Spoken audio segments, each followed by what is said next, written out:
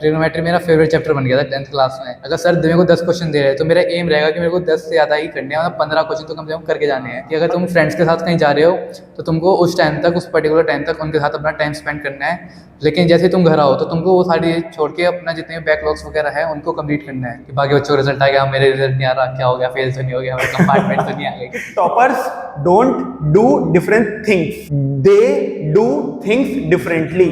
आता तो था, मैं चाहे मैं मैथ्स की क्लास लेने आया हूँ, साइंस की क्लास भले ही छोड़ दूँ मैं, लेकिन मैथ्स की क्लास लेने जरूर आता था मैं। रिजल्ट देखते मैं मतलब रोने लग गया था कि मेरे इतने बढ़िया मार्क्स कैसे आ गए। हेलो दोस्तों, कैसे हैं आप सब? आप सबका बहुत बहुत स्वागत है हमारे इस YouTube चैनल पे जिसका नाम है पावर ऑफ एक्सपीरियंस। बहुत दिन हो गए हैं कोई वीडियो बनाए हुए। एक्चुअली मैं एक कर रहा था वेट, मैं कर रहा था इंतजार किस चीज का, सीबीएसई के रिजल्ट आने का। पिछले 2-3 सालों से हमारे कुछ बच्चे इतना अच्छा काम करके दिखा रहे हैं रिजल्ट में, तो इस बार भी एक बच्चे ने बहुत अच्छा प्रदर्शन किया है मैथमेटिक्स में। क्योंकि छोटे बच्चे हैं ये लोग, तो मैंने पहले ही इनसे बोल दिया था कि अपने घर में परमिशन ले लेना भाई, कि जब रिजल्ट आएगा और अगर रिजल्ट वैसा आया जैसा कि हर बार हम लोग उम्मीद करते हैं कि कम से कम एक बच्चे का तो ऐसा आए, तो इन्होंने अपने घर में परमिशन ले ली थी। आज हमने बुलाया है अनुज कुशवाहा जी को, जो कि मात्र अभी 16 साल के हैं। इन्होंने 10th क्लास के पेपर दिए हैं और कल यानी 13 मई को इनका सीबीएसई बोर्ड का रिजल्ट आया है। तो मेरा नाम अनुज कुशवाहा है, मैं हरिद्वार डिस्ट्रिक्ट में रहता हूँ और मेरे कल रिसेंटली 10th का रिजल्ट आया है, 10th बोर्ड का। तो मेरे ओवरऑल परसेंटेज 95.4% बने हैं और मोर स्पेसिफिकली मेरे मैथ्स में 100 आउट ऑफ 100 मार्क्स आए हैं। अगर मैथ्स में 100 में से 100 नंबर हैं, जो कि बहुत खुशी की बात है। कल से हम सब बहुत खुश हैं, खूब मिठाइयाँ खा रहे हैं, खूब मजे कर रहे हैं, लेकिन ओवरऑल परसेंटेज 95.4 है। इसके पीछे का कारण क्या है? आमतौर पर ऐसा लगता है कि मैथ्स में 100 हैं तो सब चीजों में ऐसे होंगे, तो परसेंटेज 99, 98 बननी चाहिए। वो क्या रहा, कैसा रहा और क्यों रहा, वो सारी बातें हम इस पूरी जर्नी में जानने की कोशिश करेंगे। कैसी कैसी दिक्कतें आई इनके सामने, क्या क्या मेथड्स इन्होंने अप्लाई किए, किन किन चीजों में ये फेल हुए या फिर किन किन तरीकों में इन्होंने तकलीफें झेली, वो सारी चीजें शेयर करने वाले हैं। तो जो बच्चे इस पॉडकास्ट को देख रहे हैं वो सब बच्चे इन चीजों को फॉलो करें। अगर आप भी इनके जैसे किसी एक सब्जेक्ट में या फिर सब सब्जेक्ट्स में 100 नंबर लाना चाहते हैं तो शुरू करते हैं कहानी को थोड़ा सा पीछे ले जाके, कि कब इनको एहसास हुआ कि ये 100 नंबर मैथमेटिक्स में ला सकते हैं। कहते हैं ना कि जब जागो तभी सवेरा, किसको देख के इन्हें प्रेरणा मिली। ये सारी बातें थोड़ा सा पीछे से जाते हैं और जानते हैं कब से ऐसा क्या हुआ। बात थी 8th क्लास की, जब हमारी क्लास चल रही थी 8th क्लास की स्कूल में। तो उसी दिन 10th का रिजल्ट आ गया था। तो उस दिन मैं स्कूल में देख रहा था कि बच्चे आ रहे हैं, टीचर से मिठाइयाँ बांट रहे हैं, ऐसा हो रहा है। मैं देख रहा कि इन बच्चों के 100 आउट ऑफ 100 आए हैं। तो मेरे को लगा कि ऐसे इतने अच्छे मार्क्स आ रहे हैं, उनके घर वाले कितने खुश होंगे, कि माँ बाप कितने खुश होंगे। तो तब से मैंने एक गोल सेट कर लिया था कि मेरे को भी 10th में टॉप तो करना ही है, और एटलीस्ट एक सब्जेक्ट में मेरे को 100 आउट ऑफ 100 मार्क्स चाहिए, चाहे उसके लिए मुझे कुछ भी करना पड़ जाए। तो देख लिए 8th क्लास से डिसाइड हो चुका था। और ये बात फैक्ट है, हम अपने साथ वालों को, हम अपने से बड़े वालों को देख के ही सीखते हैं, फिर चाहे अच्छे काम सीखें और फिर चाहे बुरे काम सीखें। इसलिए कहते हैं माता पिता, बच्चों अपनी सराउंडिंग्स अच्छी रखो, आसपास अच्छे लोगों के साथ उठो बैठो। और स्कूल में भी तो आप लोगों के माता पिता कहते हैं बच्चों अच्छे पढ़ने वाले, जो बच्चे तेज पढ़ते हैं, अच्छे पढ़ते हैं, जो टॉपर्स होते हैं उनके साथ बैठो, उनसे सीखो। तो ऐसा ही निराश हुआ, इन्होंने 8th क्लास में देख लिया कि जब 10th का रिजल्ट आया था तो कितना अच्छा फील हो रहा था उनको। तो इन्होंने भी कुछ ऐसा ही करने की कोशिश करी। आपने ये डिसाइड कर लिया था कि मैथ में ही लाने हैं 100 नंबर? हाँ, मैथ्स में लाने थे, क्योंकि जो मैथ्स है ना, मेरे को ना मैथ्स एक तो अच्छी लगती थी, ऊपर से उसमें ना कोई रट्टा नहीं मारना होता था। जैसे SST होती थी और 8th तक तो साइंस क्लास में भी रट्टा मारना पड़ता था, लेकिन मैथ्स में कुछ ऐसा नहीं था कि मेरे को ये चीज़ याद करके रखनी पड़ेगी, ऐसा कुछ करना पड़ेगा। तो मतलब 8th के बाद ये डिसाइड हो चुका था, जब रिजल्ट आया था वो, हाँ। तो ये डिसाइड हो गया था उसके बाद कि एक सब्जेक्ट अगर है कोई सा तो मैथमेटिक्स होगा। हाँ, मैथ्स में तो चाहिए बाकी। ओके, अच्छा, मैथ में तो कंफर्म चाहिए ही चाहिए, ठीक है ठीक है। फिर 9th में मेरे को कोई अच्छी कोचिंग चाहिए थी, तो मेरे जितने भी कजन्स वगैरह है वो सब यहीं से पढ़े हुए थे ज्ञान से। तो उन्होंने मेरे को सजेस्ट करा कि तुम यहीं पे पढ़ लो, यहाँ पे अच्छा पढ़ाते हैं, टीचर्स अच्छे हैं। अब कजन्स तो बड़े बड़े होते हैं, वो बच्चों को डराते ही हैं कि 9th क्लास हार्ड है, कि यहाँ पे ट्यूशन में बहुत मारते हैं बच्चों को। लेकिन फिर अब पहला दिन था मेरा, तो पहले दिन तो मैं भी थोड़ा नर्वस था कि क्या क्या होगा वहाँ पे, अजीब सा लग रहा था थोड़ा। एक तो मैं उस टाइम बहुत इंट्रोवर्ट टाइप का बच्चा था, तो मेरे को डाउट पूछने में भी थोड़ा डर लगता था, कोई डाउट कैसे पूछूंगा, ऐसा अजीब सा लगता था। फिर पहला टेस्ट हुआ हमारा 9th क्लास में, तो उसमें मेरे 9.5 मार्क्स आए थे 10 में से। तब तो 10 मार्क्स के टेस्ट होते थे, पहला टेस्ट था, तो उसमें 9.5 मार्क्स आए थे। अब मैं देख रहा कहाँ पे गलती हो गई, कहाँ पे गलती हो गई। फिर लास्ट में देखा मैंने कि माइनस का साइन गलत हो गए। अब तब से मैंने अपनी जैसे जैसे मेरे वो टेस्ट में गलती होती थी, कोई जैसे कोई भी सिली मिस्टेक हो जाती थी तो मैं उसको हमेशा कैलकुलेट करता था, उसको हमेशा एनालाइज करके मैं कोशिश करता था कि जितने भी अगले टेस्ट होंगे उनमें मेरे को वो मिस्टेक वापस रिपीट नहीं करनी है। सेम गलती तो नहीं रिपीट करनी। हाँ। कोई और हो जाए तो बात अलग है। देखिए यही छोटी छोटी बातें जो आपको पॉइंट आउट करनी है। कॉपी पेन लेके आप नोट कर सकते हैं इस बात को बच्चे। एक शिव खेड़ा की बुक आई थी यू कैन विन। आपकी जनरेशन को इस बुक के बारे में पता नहीं है कि नहीं नॉलेज, लेकिन हमारी जनरेशन के टाइम पे वो आई थी। शिव खेड़ा की राइटर थे और बुक का नाम था यू कैन विन। तो उनकी एक बहुत फेमस थी स्टेटमेंट कि toppers don't do different things, they do things differently. Toppers कोई अलग काम नहीं करते लेकिन वो सेम काम को अलग तरीके से करते हैं। तो इस पूरी वीडियो में हम अनुज जी के अलग अलग तरीके जानने की कोशिश करेंगे कि बाकी बच्चों से इनके अलग तरीके क्या थे। तो एक तरीका तो इन्होंने बता दिया कि अगर एक गलती एक बार हो गई है तो इनकी कोशिश रहती थी कि वो गलती रिपीट नहीं होनी चाहिए। उसके बाद क्या हुआ फिर? 9th में ना एक चैप्टर है सरफेस एरिया एंड वॉल्यूम्स। सबसे ज़्यादा मेरे को उसी चैप्टर से डर लगता था क्योंकि उसमें कैलकुलेशंस इतनी ज़्यादा थी कि हमेशा मेरी कैलकुलेशन में मिस्टेक होने की वजह से मेरे कभी मार्क्स में हमेशा मेरा एक या आधा नंबर कट जाता था। तो 100 मार्क्स तो लाना बहुत मुश्किल हो जाता था। और 9th क्लास में तो मेरे को जैसे मेरे को मैथ बहुत पसंद थी तो 9th क्लास में मेरे हाफ ईयरली के टाइम पे एग्जाम के 2 दिन पहले मेरे इंजरी हो गई थी पैर में। तो इस वजह से डॉक्टर ने कंप्लीट बेड रेस्ट दे दिया था। मेरे को कहीं से इधर भी उधर भी जा सकता था मैं बिल्कुल भी। अब मेरा 2 दिन बाद मेरा मैथ्स का पेपर था। अब मैंने सोचा कि मैं बाहर तो जा नहीं सकता लेकिन मैथ्स का पेपर है वो तो दे के रहूँगा मैं। तो उस टाइम मैंने सोचा पहला पेपर तो मेरा इंग्लिश का था। हाँ। इंग्लिश का पेपर मैंने दे दिया और फिर मैथ्स का पेपर जैसे ही आया मैंने मैथ की तैयारी कर रखी थी पूरी क्योंकि अब मैंने तैयारी कर रखी है तो छोड़ तो सकता नहीं पेपर। उसके बाद हिंदी का पेपर था वो तो छोड़ नहीं था कैसे करके। तो इससे मैंने मैथ्स का पेपर दे दिया। फिर मैं उसके बाद मैंने कोई सा भी पेपर नहीं दिया था। फिर रिजल्ट आया, हाईएस्ट मार्क्स मेरी थे पूरी 9th में 79 मार्क्स आए थे। मेरा एक नंबर मैंने पता नहीं कहाँ पे कैलकुलेशन में कट गया था। तो 9th से फुल कह लो या उसके पास कह लो आने शुरू हो चुके थे मार्क्स। हाँ। ये एक डेडिकेशन है या कह लीजिए एक पागलपन है कि इंजरी बेड रेस्ट के बाद भी कोई घर वाले छोड़ने गए होंगे। हाँ। उसके बाद भी इन्होंने सोच लिया था कि मैथ का एग्जाम जरूर दूंगा और उसके बाद थ्योरेटिकल एग्जाम से उनसे तो पैसे बचते थे और इंजरी ने इनको सपोर्ट कर दिया कि ठीक है नहीं देने पड़ेंगे वो। उसके बाद जानने की कोशिश करते हैं सरफेस एरिया के बारे में बता दिया इन्होंने। देखिए तकलीफें इनको कहाँ होती थी हम जानने की कोशिश करेंगे क्योंकि सरफेस एरिया 10th में भी है। हाँ। वो कैलकुलेशन की प्रॉब्लम 10th में भी आई होगी। जानने की कोशिश करेंगे कि कैसे रिजॉल्व करी जब 10th पे पहुंचेंगे इनकी जर्नी पे हम। 10th में तो बहुत ज़्यादा दिक्कत होती थी मेरे को। सरफेस एरिया वॉल्यूम्स और एरिया रिलेटेड टू सर्कल जो चैप्टर थे। हाँ ये 2 चैप्टर हैं 10th क्लास में, surface area volume and area related to circle. ये दोनों में ही एरिया निकालना पड़ता है, पाई की वैल्यू, डिवीजन, मल्टीप्लीकेशन, पॉइंट्स में खेलना पड़ता है बहुत ज्यादा। सबसे ज़्यादा इन्हीं में डर लगता था मेरे को।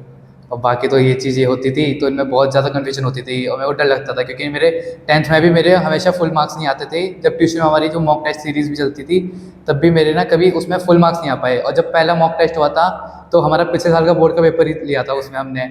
वो पहले टेस्ट में मेरे बहुत बेकार मार्क्स आए थे, 67 मार्क्स आए थे मेरे 80 में से। उस टाइम मेरे को बहुत बुरा लगा था लेकिन फिर उसके बाद मैंने थोड़ा इंप्रूव करा अपने आप को। फिर थोड़े मार्क्स मैंने 70 से ऊपर लिए, कभी 75 से ज़्यादा लेते आया। एक्चुअली हम लोग क्या करते हैं कि जब पूरा सिलेबस खत्म हो जाता है, नवंबर तक लेवल 1 सिलेबस खत्म हो जाता है, 1-1.5 महीने रिवीजन कराते हैं 10th के और 12th के बच्चों को और फिर लास्ट का 1-1.25 महीना हम लोग इनको मॉक टेस्ट पूरा सिलेबस के लिए 2.5 घंटे में यानी 2.5 आवर देते हैं पूरा पेपर करने के लिए। एक रीजन ये भी है फुल मार्क्स ना आने का क्योंकि 2.5 घंटे मिलते थे। हाँ। तो इनके कभी भी उन 12-14 जो टेस्ट हुए उसमें कभी भी फुल मार्क्स नहीं आए, लेकिन यकीन था एक मन में कि बोर्ड में लाने यहाँ पे आ रहे हैं नहीं आ रहे। तो वो हम जानने की कोशिश करेंगे कि 10th में कभी ऐसा फील हुआ जब 10th क्लास में पहुंचे कि विश्वास कभी डगमगाया हो? लगा तो था मेरे को जब पहला टेस्ट हुआ था स्कूल में तो स्कूल वाले तो हमेशा आगे ही चलते थे। उनको जो हार्ड क्वेश्चन देने में बच्चों को डिमोटिवेट करने में ज़्यादा मज़ा आता है स्कूल वालों को। तो हमारा तो ट्यूशन में तो हमारा वो चैप्टर चल नहीं रहा था, ट्यूशन में तो समझाते हैं तो उसमें थोड़ा टाइम लगता है। स्कूल वाले तो एकदम से सिलेबस भगाते रहते हैं। तो इस वजह जब वो हमारा पहला क्लास टेस्ट हुआ था तो उसमें मेरे कुछ ज़्यादा अच्छे मार्क्स नहीं आए थे। मेरे 6 मार्क्स आए थे 10 में से। तो उस टाइम मेरे को लगा था कि ये स्कूल वालों की वजह से तो मेरे बोर्ड में मार्क्स आना बहुत मुश्किल हो सकता है। तो फिर कैसे संभाला आपने अपने आप को और कैसे वो जो मोटिवेशन की जो आग होती है वो अपने अंदर जलाए रखी? ट्यूशन में जैसे जैसे कोर्स आगे बढ़ता रहा तो मेरे को थोड़ा थोड़ा कॉन्फिडेंस आया, थोड़ी थोड़ी मोटिवेशन आई कि हाँ मेरे को 10th में मैथ्स में तो कर सकता हूँ, बाकी चाहे बाकी सब्जेक्ट ना हो पाए क्योंकि उन्हें तो रट्टा ही मारना है और रट्टा मेरे से बाहर नहीं जाता। कोई बच्चा किसी सब्जेक्ट में अच्छा होता है, कोई बच्चा किसी चीज़ में अच्छा होता है।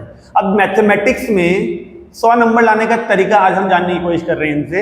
अभी हम पूरे पेपर को डिस्कस करेंगे इनके साथ कि कैसे कैसे पेपर में बैठ के पसीने आए थे कि नहीं आए थे, इनको खुशी मिली थी कि नहीं मिली थी। अब देख लीजिए पूरे साल जिस बच्चे के स्कूल में, कोचिंग में, हर जगह पर अच्छे नंबर आ रहे थे, हम जानने की कोशिश करेंगे थोड़ी देर बाद कि क्या वो बच्चा भी नर्वस होता है एग्जाम का पेपर देख के, एग्जाम फियर क्या उस बच्चे को भी होता है। अभी धीरे आगे बढ़ेंगे तो हम उस चीज के बारे में उठाएंगे मुद्दा। जैसे जैसे आगे बढ़े वैसे वैसे क्या वो धीरे कॉन्फिडेंस बिल्डअप होना शुरू हो गया था फिर से? हाँ, कॉन्फिडेंस तो थोड़ा थोड़ा आने लग गया था। जब जैसे जैसे स्कूल में यूनिट टेस्ट होते थे, हाफ ईयरली एग्जाम्स होते थे, तो थोड़ा थोड़ा कॉन्फिडेंस आने लग गया था।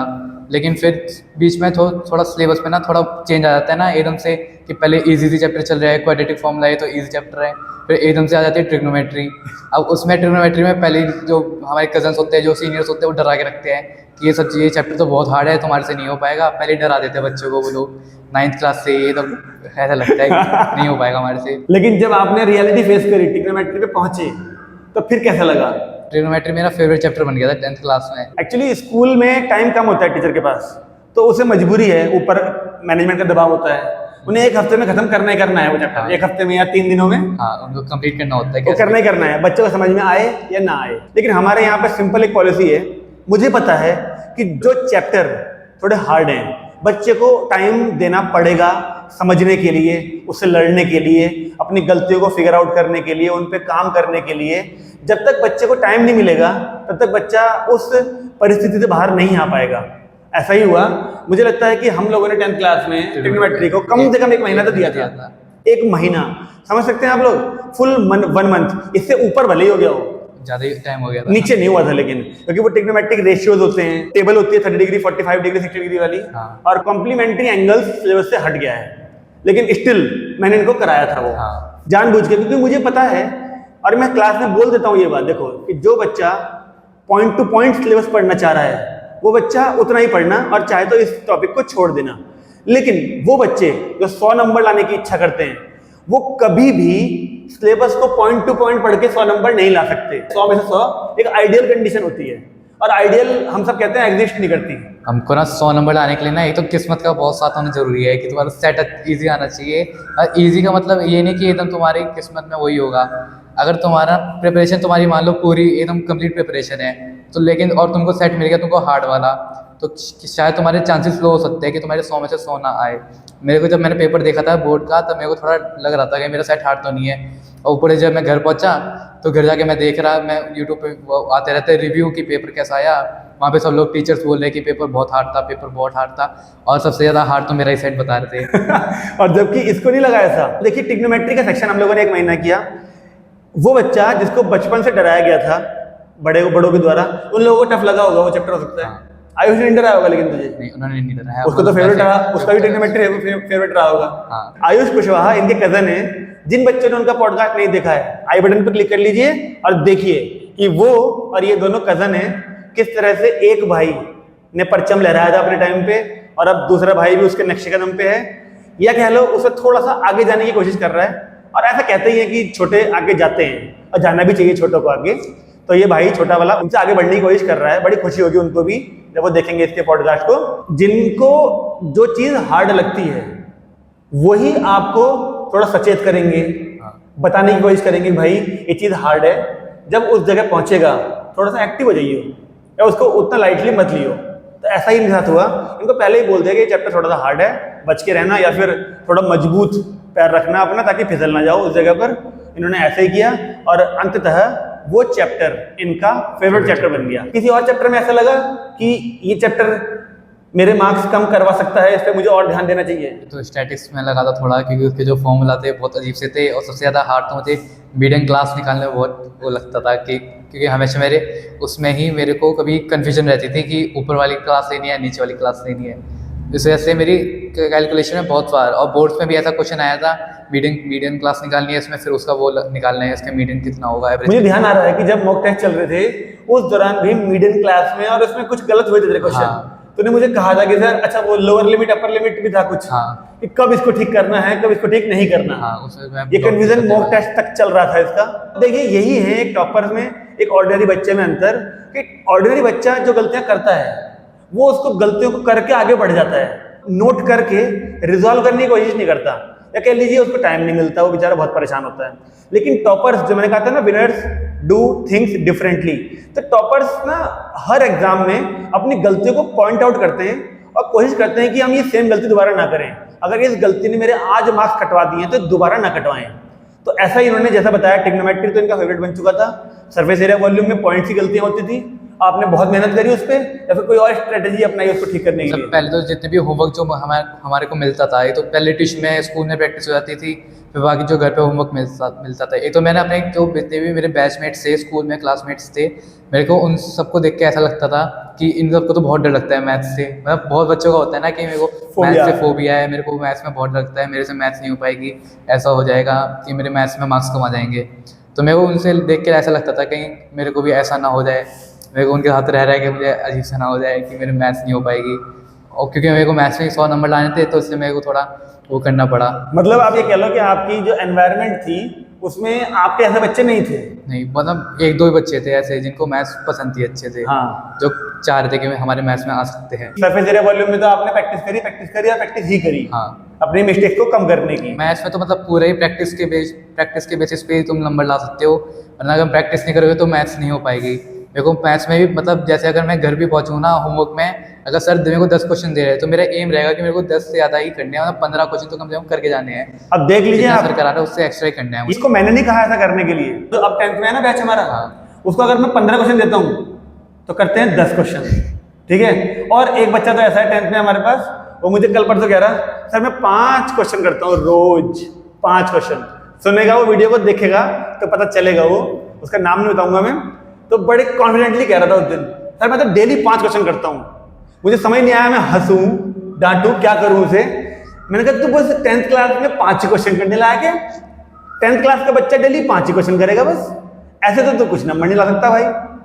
खैर उसके पापा तक पहुंची वो बात, उसके पापा ने थोड़ा सा उसे दवाई पिलाई कड़वी वाली, ठीक है, और उसके बाद से थोड़ा सा स्पीड अप हुआ है, अब क्वेश्चन कर भी रहा है और 5 से ज्यादा कर रहा है। लेकिन आप लोग ये बात देखिए, मैंने कहा था ना पॉइंट नोट करते रहिएगा, ये पॉइंट भी नोट करिए कि इन्होंने कभी इस चीज को फॉलो नहीं करा कि मैंने 10 क्वेश्चन भेजे हैं तो ये 10 ही करेंगे। इनके कोशिश रहती थी मैंने 10 भेजे हैं तो ये 15 या 20 करके जाएंगे। और डाउट्स है वो तो चलो क्लास में पूछ ही लेंगे, लेकिन ये तरीका है टॉपर्स का, आप लोगों को भी ध्यान रखना चाहिए। बीच बीच में ऐसी एडवाइस मिलती रहेंगी आपको। कोई ऐसा किस्सा आपको याद आ रहा हो, किसी क्वेश्चन ने आपको बहुत परेशान किया हो? हाँ, एक क्वेश्चन था हमारा एपी में, क्वेश्चन था कि हमको एपी यानी अरिथमेटिक प्रोग्रेशन, 10th क्लास में 5th चैप्टर है वो लोग। उसमें एक क्वेश्चन आता था कि हमको स्टोन इधर से उधर लेके जाने हैं। वो लड़की वाला? हाँ, अच्छा। उस क्वेश्चन में बहुत ज़्यादा परेशान कर रहा था मेरे को, क्योंकि उसमें ना समझ नहीं आता इधर कितनी वैल्यू लेनी है, कितना वो करना है। इसलिए उस चैप्टर को फिर मैंने थोड़ा ब्रेक पे रखा, मैंने थोड़ा आगे का सिलेबस कंप्लीट करा, फिर बाद में उस चैप्टर को वापस मैंने कंप्लीट करा, तब जाके मेरा वो चैप्टर थोड़ा पक्का हो पाया। एपी जिसकी बात कर रहे हैं, अरिथमेटिक प्रोग्रेशन, वो 10th क्लास के डिफिकल्ट चैप्टर में से एक है। हाँ। समझने के लिए डिफिकल्ट है बस, अगर एक बार उसके क्वेश्चन समझ में आ जाएं तो उसके क्वेश्चन तो इतने से होते हैं बस, एन टर्म और एन में और एन में। अगर ये डाउट दूर कर ले बच्चे तो वो चैप्टर तो बहुत इजी है। जैसे कि स्टैट्स के बारे में बोला, कैलकुलेशन प्रॉब्लम होती है, सरफेस एरिया वॉल्यूम के बारे में बताया, कैलकुलेशन मिस्टेक्स होती हैं उसमें। एपी में कैलकुलेशन मिस्टेक को कुछ नहीं है, बहुत छोटे छोटे मुद्दे हैं उसके अंदर। जब ये कॉन्सेप्ट होगा एन टर्म का तो ये है, सम ऑफ एन टर्म्स का तो ये है। एक बार अगर आपके मन में डाउट दूर हो गया तो फिर एंड आते आते मेरे ख्याल से ट्रिग्नोमेट्री जैसा ही हो गया चैप्टर ये वाला। हाँ, ये भी एकदम ईजी लगने लग गया था। मतलब जितनी प्रैक्टिस कर ली थी मैंने चैप्टर की, मैंने कम से कम भी तो जितने टोटल मिला के जितने मैंने 1-2 महीने पढ़ा है चैप्टर, तो मैंने कम से कम भी तो मैं इसके 200 से ज़्यादा क्वेश्चन कर लिए होंगे एपी के। और फिर एंड आते आते ट्रिग्नोमेट्री की तरह ये चैप्टर भी फेवरेट बन गया होगा। हाँ। ये भी पॉइंट आप नोट कर सकते हैं, ये भी एक टॉपर की स्ट्रेटेजी हो सकती है कि जो चीज परेशान कर रही है उसको ईगो पे लेके मत जाओ, थोड़ी देर के लिए ब्रेक दो उसे। तो और कोई किस्सा आपको याद आ रहा हो, आप जो शेयर करना चाहें बच्चों के साथ? जैसे अब हमारे कोई ट्यूशन में टेस्ट होते थे, तो ट्यूशन के दोस्त बोलते थे क्या तो टेस्ट का रिजल्ट आया है, चलो कहीं बाहर खाने चलते हैं, अच्छे मार्क्स आए हमारे। तो ना मेरे को अच्छा ऐसा लगता था कि मेरे को तो ट्यूशन में इतना ज़्यादा होमवर्क मिल रखा है, स्कूल का होमवर्क मिल रखा है, मेरे को अपनी बैकलॉग्स कंप्लीट करनी है, मैं कैसे करूँगा, क्योंकि ट्यूशन के दोस्त के साथ जाना है तो मतलब उसमें टाइम तो लगना ही है। लगेगा तो उसमें टाइम लगता था। तो मेरे को ना उसमें ना एक बढ़िया चीज़ आई थी, मेरे भैया ने मेरे को सजेस्ट करा था कि तुमको ना अच्छे से अपना जोन शिफ्ट करना आना चाहिए। जोन? हाँ, कि अगर तुम फ्रेंड्स के साथ कहीं जा रहे हो तो तुमको उस टाइम तक, उस पर्टिकुलर टाइम तक उनके साथ अपना टाइम स्पेंड करना है, लेकिन जैसे तुम घर आओ तो तुमको वो सारी छोड़ के अपना जितने बैकलॉग्स वगैरह है उनको कंप्लीट करना है। मतलब वही वाली बात हो गई कि आप जिस पर्टिकुलर टाइम पे जिस जगह हो, हाँ, आपका फिजिकली जिस जगह हो आपका माइंड भी उसी जगह होना चाहिए। हाँ। ऐसा नहीं होना चाहिए कि आप दोस्तों के साथ पार्टी करके घर वापस आ गए तब भी फिजिकली घर में हो लेकिन मेंटली आप अभी भी वहीं हो। हाँ, ऐसा नहीं करना चाहिए कभी भी। ऐसा भी मैंने भी ट्राई करा कि ऐसा ना हो, और मैं उसमें सक्सेस रहा। थोड़ी बार दिक्कत आई होगी। तो मतलब स्टार्टिंग में तो लगता था कि मेरे को उनके साथ थोड़ा अच्छा घूमना अच्छा लगता है, मेरे को उसके साथ बाहर जाना अच्छा लगता है, लेकिन फिर बाद में थोड़ा थोड़ा जैसे मेरा एम था तो ये तो कंप्लीट करना ही था, अचीव करना ही था, तो इस वजह से मेरे को थोड़ा करना पड़ा। जैसे कोई होता है ना, कोई चीज़ पाने के लिए कुछ खोना भी पड़ता है, हाँ। वही वाली सिचुएशन हो गई थी। मुझे भी ध्यान आ रहा है एक किस्सा, जब मॉक टेस्ट सीरीज चल रही थी तो मॉक टेस्ट सीरीज में इसके और एक लड़का हो रहा है दिवांशु, इनके किसी के भी पूरे नंबर नहीं आ रहे थे। देवांशु एक तो टेस्ट में आए थे। एक टेस्ट में आए थे शायद, एक टेस्ट में देवांश के भी आए थे पूरे। हाँ। वो पहले नहीं आए थे शायद, या पहले किसी में। भी नहीं आए। हाँ, इसके तब भी नहीं आए थे पूरे। तो मैंने एक दिन इसको शायद कहा भी था अनुज को, मैं कहा जैसे काम नहीं चलेगा भाई। हाँ। जब कुछ मॉक टेस्ट हो गए तो मैंने इसे एक दिन रोका, मैंने कहा तू रुक भाई यहाँ पर। जब मैंने देख लिया 4-5 टेस्ट हो रहे हैं और मॉक टेस्ट में किसी भी टेस्ट में इसके नंबर पूरे नहीं आ रहे, मैं कब से एक उम्मीद आके बैठा हूँ, पूरी मेहनत कर रहे हैं साल भर कि अनुज के नंबर आएंगे, अनुज के नंबर आएंगे, पूरे साल मेहनत करी, लास्ट में आके देख रहा हूँ कि इसके नंबर ही नहीं आ रहे मॉक टेस्ट में। 80 में से 70s नहीं आ रहे, 67, 65 इसी के आसपास घूम रहा है। तो मैंने एक दिन इसे बोला, मैं कहा ऐसा काम नहीं चलेगा। तो याद है वो बात? हाँ, वो याद। क्या बातें बताई थी? अगर आपको थोड़ी बहुत याद है तो बच्चों को शेयर करो जरा, मुझे तो भूल गया पूरी बातें। सर ने बोला था मेरे को कि तेरे को इतने कम मार्क्स कैसे आ रहे हैं, तूने इतनी मेहनत कर रखी है, तेरा सिलेबस भी कंप्लीट है, तेरे को कहाँ पे लैग कर रहा है, तूने कहाँ पे प्रैक्टिस नहीं करी। उसके बाद मैंने बताया कि मेरे यहाँ पे कैलकुलेशन में मेरे को सबसे ज़्यादा प्रॉब्लम मेरे को MCQs में होती थी, कि अगर कोई वैसा लॉन्ग क्वेश्चन है जैसे सब्जेक्टिव क्वेश्चन है तो उसमें तो लिख के कहीं ना कहीं तो आधे लास्ट में आके स्टेप में मार्क्स कटते थे, लेकिन MCQ में अगर हल्की सी गलती करी तो पूरा का पूरा 1 मार्क्स ही जाएगा। इससे सबसे ज़्यादा दिक्कत मेरे को MCQ में होती थी। फिर मैंने थोड़ी अपने MCQ की प्रैक्टिस इंप्रूव करी, एजर्शन रीजन जो होते थे उनको जब से ज़्यादा इंप्रूव करा मैंने। और जो कुछ वैसे जो थोड़े घुमा के क्वेश्चन आ जाते हैं, उनकी लैंग्वेज कभी कभी समझ नहीं आती, तो उस वजह से उन क्वेश्चन से बहुत प्रॉब्लम होती थी। तो मुझे सही में उस दिन ना मतलब आश्चर्य भी हो रहा था और गुस्सा भी बहुत आ रहा था, क्योंकि कभी कभी आपको किसी बच्चे के लिए अच्छा करने के लिए आपको कभी कभी डांटना ही पड़ता है और जरूरत पड़ने पर पीटना ही पड़ता है उसको। तो मैंने इसे उस दिन तसल्ली से समझाया, मैंने कहा देखा अनुज अब ज़्यादा हो गया, किसी मॉक टेस्ट में पूरे नंबर नहीं आ रहे हैं, पूरे के पास भी नहीं पहुंच रहा है, तो मैंने कहा अपनी गलतियों पे काम कर और आगे निरंतर इंप्रूवमेंट कर, मुझे हर टेस्ट में तेरे नंबर बढ़ते हुए दिखने चाहिए। वैसा ही हुआ था। इसे बोला मैंने, और उसके बाद से जो थोड़े बहुत भी गलती कर रहा होगा ये, इसने उस पर भी लगाम कस ली और फिर नंबर बढ़ने शुरू हो गए शायद। फिर 74, 75, फिर लास्ट जो मॉक टेस्ट हुआ था उसमें 78.5 मार्क्स आए थे मेरे। तो आपने सुना होगा इन्होंने अभी एक बात शेयर करी कि कुछ पाने के लिए कुछ खोना पड़ता है। इन्होंने कई बार वो दोस्तों के साथ पार्टियां मिस भी की होंगी। फिर हाँ, मिस करी थी मैंने। मैं फिर भी छोड़ के चले जाता था उन्हें कि भाई तुम लोग भी कर लो, मैं बाद में किसी दिन और दिन आ जाऊँगा तुम्हारे साथ। तो देखिए ऐसा होता है, कई बार अपने मन को मार के एक घर चले जाया करते थे और सारे दोस्त निकल जाया करते थे पार्टी करने के लिए। और ये सेक्रीफाइस है जो कई बार आप लोगों को भी, जो नई जनरेशन इस वीडियो को देख रही है, आपको करने पड़ेंगे सेक्रीफाइस अपने गोल को अचीव करने के लिए। तो अब बात को आगे बढ़ाते हैं और आते हैं बोर्ड की तरफ। हम लोगों ने आपके कुछ 14-15 मॉक टेस्ट करवाए थे। हाँ। कुछ हेल्प मिली एग्जाम में? मॉक टेस्ट को बहुत ज़्यादा हेल्प मिली थी मेरे को। पेपर जो टाइम मैनेजमेंट होती है ना पेपर में, उसमें मेरे को बहुत ज़्यादा हेल्प मिली। एक तो ट्यूशन में वो 2.5 घंटे मिलते थे पेपर करने के लिए, जैसे बोर्ड में तो 3 घंटे मिलते हैं, तो हमको यहाँ पे 2.5 घंटे का टाइम मिलता था, हमको उस टाइम में कंप्लीट करना है। और बोर्ड में केवल 3 घंटे नहीं, 15 मिनट एक्स्ट्रा पढ़ने के भी मिलते हैं। 15 मिनट पढ़ने के और 3 घंटे राइटिंग के, यानी कुल मिला के 3 आवर्स 15 मिनट मिलते हैं वहाँ पर। और हम लोग केवल 2 आवर्स 30 मिनट यानी 2.5 घंटे दिया करते थे इनको, उसी में पढ़ना है और उसी में करना है। और जब 14 मॉक टेस्ट हो चुके थे इनके, 14 या 15, तो उसके बाद बिल्कुल सही कह रहे हैं, प्रॉपर मैनेजमेंट आ जाता है। क्या आप कुछ ऐसा प्लान करके गए थे कि आपको सेक्शन ए ही पहले करना है या बी ही पहले करना है? मैंने ऐसा कुछ सोचा नहीं था। जैसे मैं मॉक टेस्ट अपने देता था वैसे मैंने बोर्ड का पेपर दिया था। जितने जैसे मैं एकदम लाइन वाइज चलता हूँ, सीरियल वाइज चलता हूँ। अगर मेरे को सेक्शन ए पहले करूँगा, फिर सेक्शन बी पहले करूँगा, सी डी ई ऐसे करते करते। लेकिन जब मैंने बोर्ड्स का एग्जाम दे रहा था तो ना मेरा ना एक MCQ था, मेरे को उसमें थोड़ी टाइम लग गया था, तो मैंने उस MCQ छोड़ दिया। मैंने बाकी पूरा पेपर करा, फिर पहले मैंने उस MCQ को कंप्लीट करा, फिर मेरा 2 घंटे में पूरा पेपर मेरा कंप्लीट निपट गया था। देख लीजिए मॉक टेस्ट का फायदा। हम लोग 2.5 घंटे दिया करते थे, इनका पेपर पूरे 2 घंटे में कंप्लीट हो गया था। केवल एक MCQ बचा था डाउटफुली। हाँ, अब उस एक MCQ के लिए इनके पास 1 घंटा था। हाँ। कि ये साम दाम दंड भेद हर तरह से ट्राई करें और कैसे भी करके उसको सही करें। तो उस MCQ को करने के लिए कितना टाइम लिया, मतलब कितने तरीकों से अटेम्प्ट किया फिर आपने? रिटन ट्रायल मेथड लगाया, मतलब बहुत सारी चीज़ें करी। उसके बाद वो 10 मिनट लग गए थे उसको करने में। बहुत सारे तरीकों से। क्या वो एट द एंड कंफर्म हो गया था कि ये ठीक है? हाँ, बाद में कंफर्म हो गया था। जैसे मैंने कुछ केसेस बना बना के करा मैंने। ये देखिए, ये बात बोली इन्होंने बढ़िया। अब हिडन ट्रायल से तो कई बार तुक्के में आंसर आ भी जाते हैं हाँ। और गलत भी होते हैं, लेकिन जो केसेस वाली बात बोली ना इन्होंने, ये केसेस होते हैं जो आपको सही आंसर की तरफ ले जाते हैं। हाँ। एक केस अगर फुलफिल हो रहा है, दूसरा केस ट्राई करो, वो फुलफिल होना चाहिए, तीसरा ट्राई करो, ऐसा करके 3-4 केसेस बना बना के अगर आप अप्लाई करते हैं, और कहीं ना कहीं ये जो केसेस होते हैं ये तभी आते हैं जब आप सिलेबस से हट के भी पढ़ाई करते हो। हाँ, और मेरे को इस पढ़ाई में करने के लिए ना मेरे को ना ओलंपियाड्स ने बहुत हेल्प करी है। जैसे मेरे 9th में ओलंपियाड होते थे, 10th में ओलंपियाड होते थे। मेरे को ओलंपियाड्स में जो थोड़े ट्रिकी क्वेश्चन आते हैं, अप लेवल के क्वेश्चन आते हैं, जैसे 9th में मेरे को ना थोड़ी हेल्प मिल गई थी, क्योंकि मैंने 9th में ओलंपियाड की प्रैक्टिस करी थी, तो उसके लिए मैंने कुछ बुक्स भी ली थी उसके लिए। अब मैंने वो क्वेश्चन सॉल्व करता था, किसमें डाउट आता था तो ट्यूशन आके पूछ लेता था सर से। क्योंकि जब ये मेरे से डाउट पूछता था तो मैं जैसे कहता था, यार अनुज ये क्वेश्चन 10th क्लास का है, और ये 9th में था खुद उस टाइम पे, तो मैंने कहा ये क्वेश्चन 10th में है, लेकिन फिर मुझे ध्यान आया कि ओलंपियाड है तो एक कदम आगे का ही होगा। हाँ। तो ये भाई साहब मतलब ओलंपियाड्स में अपने स्कूल में अच्छे खासे मेडल मिले हैं इनको, और जब वो क्वेश्चन 10th क्लास में इनके सामने पहुंचे जो 9th क्लास के ओलंपियाड में थे, तब बड़ी खुशी मिलती होगी। हाँ। बाकी सारे बच्चे उन क्वेश्चंस में सफर कर रहे होते थे मेरा तो और ये मजे कर रहे होते थे कि अरे ये क्वेश्चन तो पिछले साल किया था मैंने।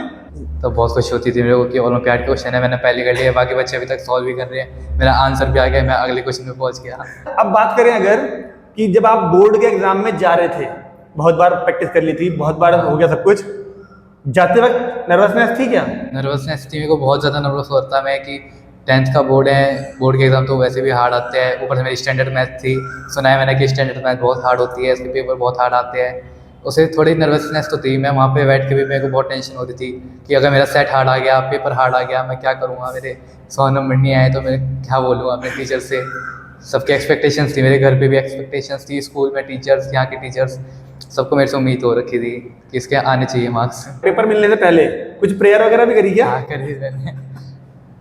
देख लीजिए, ये सब फैक्ट है आपके सामने आ रहा है। टॉपर भी प्रेयर करता है, ऐसा नहीं है कि टॉपर केवल अपने ऊपर विश्वास रखता है, टॉपर भी पेपर खोलने से पहले एक बार भगवान का नाम लेता है। मुझे डर लग रहा था कि मैं ओवर कॉन्फिडेंस होके कहीं मैं ज़्यादा जल्दी जल्दी पेपर करने लग गया, फिर बाद में कहीं सिली मिस्टेक हो गई, कैलकुलेशन मिस्टेक हो गई, कहीं मैंने माइनस का साइन नहीं लगाया, वो बहुत डर लग रहा था मेरे को।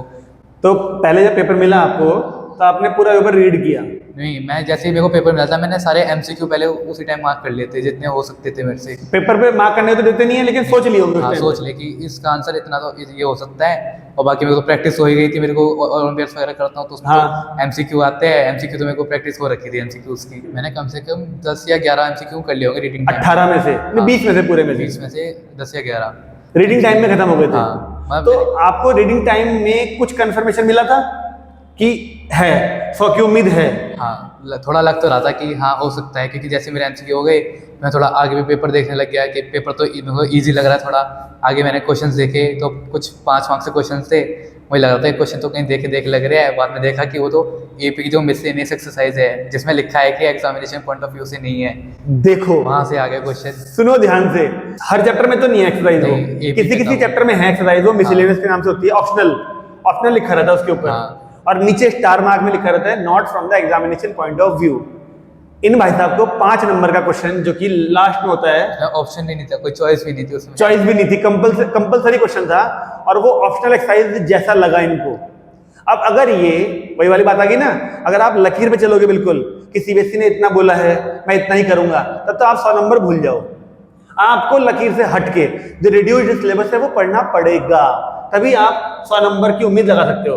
तो देखा आपने, पॉइंट नोट करिए, रिड्यूस्ड सिलेबस ही नहीं पढ़ना, एक्स्ट्रा भी पढ़ना है आपको। तो ऑप्शनल क्वेश्चन दिख गया इनको।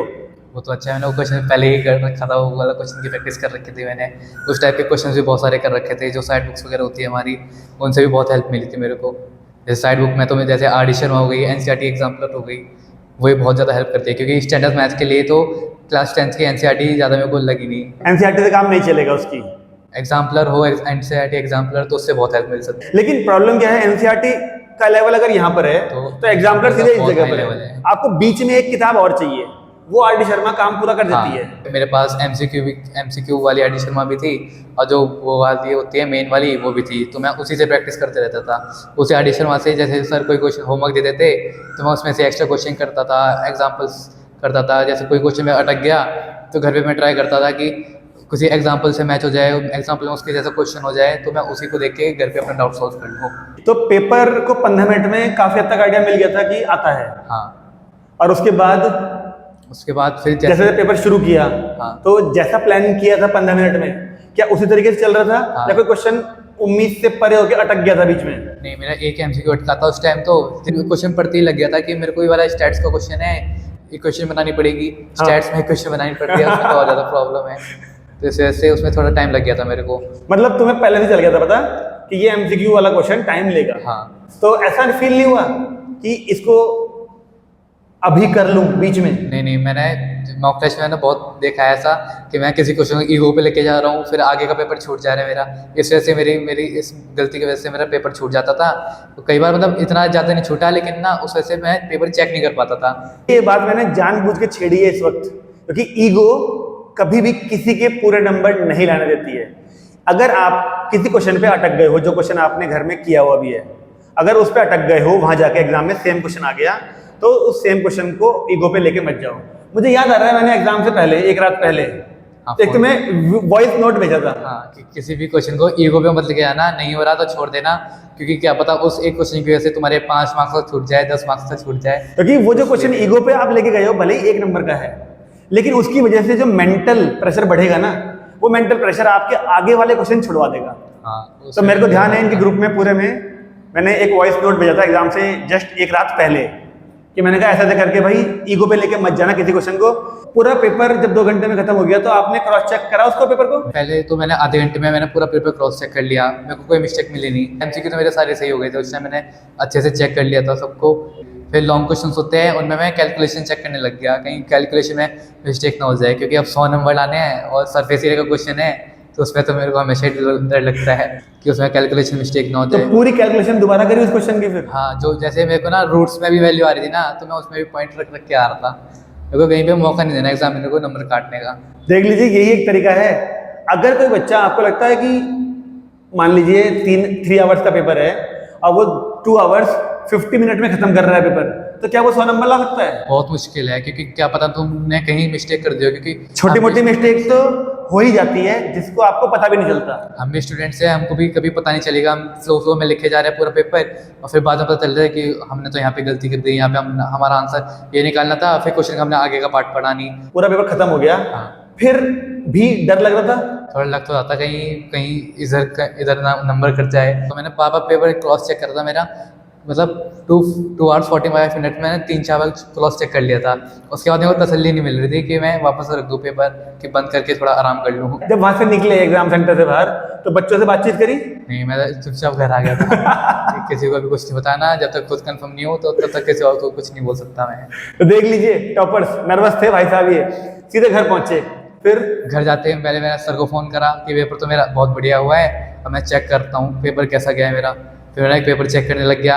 मैं तो जैसे वहाँ पे मार्क करने नहीं देते, मैंने पेंसिल से थोड़े बहुत छोटा मार्क कर निशान बना लिए होंगे। हाँ, कि मैंने वैल्यू भी लिख रखी थी कि यहाँ पे इतना आंसर आ रहा है तो इतना ही आएगा।